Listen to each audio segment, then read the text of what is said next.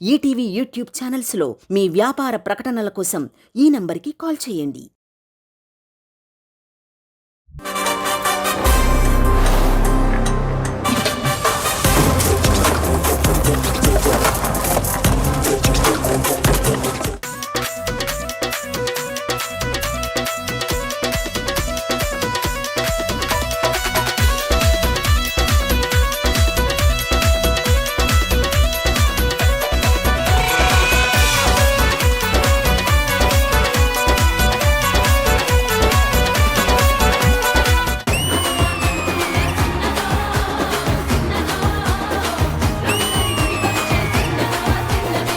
Hello camera, ఎట్లా ఉన్నారు?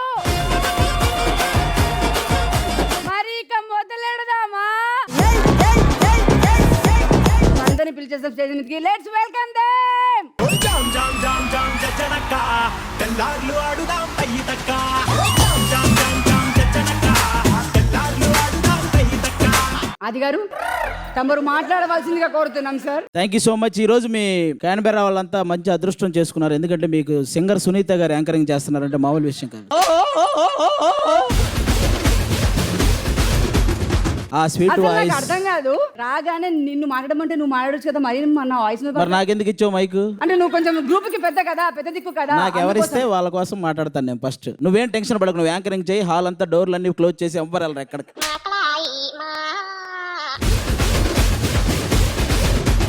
Thank you so much. మిమ్మల్ని అందరినీ కలవటం నిజంగా చాలా హ్యాపీగా ఉంది. ఇక మా వాళ్ళు కూడా ఒకసారి క్యాన్బెర్రాలో ఇక్కడ ఎవరెవరు ఉంటున్నారు తెలుగు వాళ్ళందరికీ నా నమస్కారం. చాలా సంతోషంగా ఉంది మిమ్మల్ని అందరినీ చూస్తుంటే. ఇందాక ప్రదీప్ ని అడిగారు చాలా మంది, ప్రదీప్ పెళ్ళి ఎప్పుడని. మనం చేసుకొని ఏం పీకాం?